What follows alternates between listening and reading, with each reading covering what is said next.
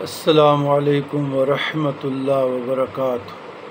اللہم صلی علی سیدنا محمد وعلی آل سیدنا محمد بعدد کل ذرۃ مئۃ الف الف مرۃ مبارک وسلم۔ برادران اسلام، قرآن مجید فرقان حمید کی 114 سورتوں کے فضائل، فوائد اور خواص سورۃ النحل 1559۔ خواص سورہ نحل۔ اگر کسی شخص کو دشمن اور ظالموں سے ہلاکت کا خوف ہو، یا کئی آدمی مل کر اجتماع یا مجمع کی شکل میں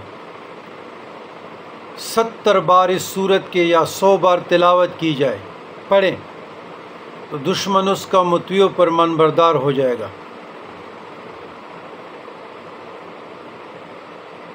اگر مطیع اور فرمانبرداری اس کے مقدر میں نہیں تو آوارہ، پریشان، خوار و ذلیل ہو جائے گا، لیکن حق پہ ہونا چاہیے۔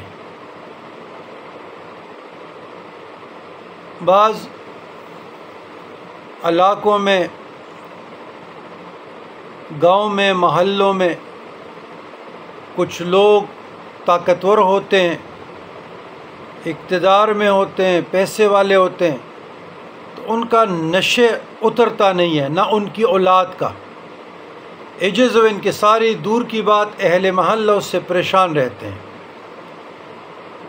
تو اگر ایسی سچویشن ہو، منت، سماجت اور زاری بھی آپ کے کام نہیں آ رہی، تو آپ رجوع اللہ کریں اور سورۃ النحل سے کام لے لیں۔ باوضو ہو کر 2 رکعت صلاۃ حاجت پڑھیں، اس کے بعد سارے گھر والے مل کر 70 مرتبہ اس کی تلاوت کی جائے یا 100 مرتبہ۔ انشاءاللہ اگر آپ حق پہ ہوئے تو اللہ کی بارگاہ میں سرب سجود ہو کر دعا کریں، سارے مل کر اجتماعی شکل میں، کہ یا اللہ اپنی قدرت سے قرآن مجید فرقان حمید کی اس سورت کی تلاوت سے اپنے حاجت براری کی دعا کریں، کہ جو مشکل ہے، جو تکلیف ہے آپ کے لیے ایک پہاڑ کی مانند ہے، یا اللہ اس کو ریزہ ریزہ کر دے، تو اللہ ریزہ ریزہ کر دے گا۔ بہرحال رجوع اللہ کریں، وہی اللہ ہے، اسی کے ساتھ دوستی کریں، وہی خیر کا مالک، وہی شر کا مالک، وہی عزت دینے والا، وہی ذلت دینے والا، وہی تنگ دستی کو ختم کرنے والا، رزق کی فراخی لانے والا، مشکلات سے نکالنے والا، حاجات کو پوری کرنے والی ذات، اور لا علاج امراض سے نجات، شفایائی والی ذات، وہ اللہ ہے۔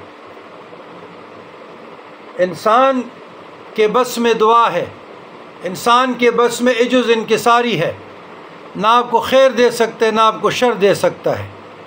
موت اور حیات کا مالک میرا اللہ ہے۔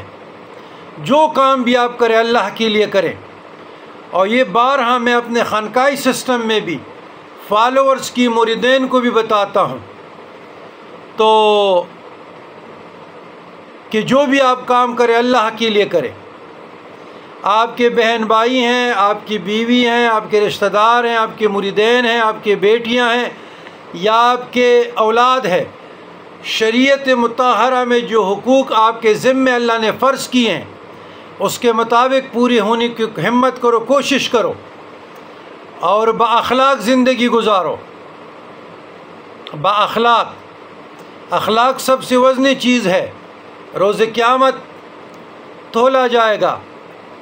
تو کوشش کیجئے گا، رجوع اللہ کریں، گناہوں پہ نادم ہو۔ فانی دنیا ہے، کل من علیہا فان ویبقی وجہ ربک ذو الجلال والاکرام، یا ذی الجلال والاکرام۔ ذو الجلال والاکرام اللہ کی ذات ہے، جو بزرگی کا مالک ہے، عظیم المرتبت ہے، حی قیوم ہے، اور انسان تو فانی شے ہے۔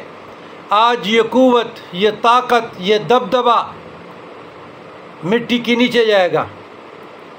اور میں نے تو ایسے ایسے قبور دیکھے ہیں، ایسے ایسے لوگ دیکھے، یقین کیجئے گا کہ ان کے قبروں پر کوئی فاتحہ پڑھنے والا بھی نہیں۔ تو تکبر کس بات پہ؟ اللہ اللہ ہے، بندہ بندہ ہے۔ اللہم ربنا آتنا فی الدنیا حسنۃ وفی الآخرۃ حسنۃ وقنا عذاب النار وادخلنا جنۃ مع الابرار یا عزیز یا غفار یا رب العالمین۔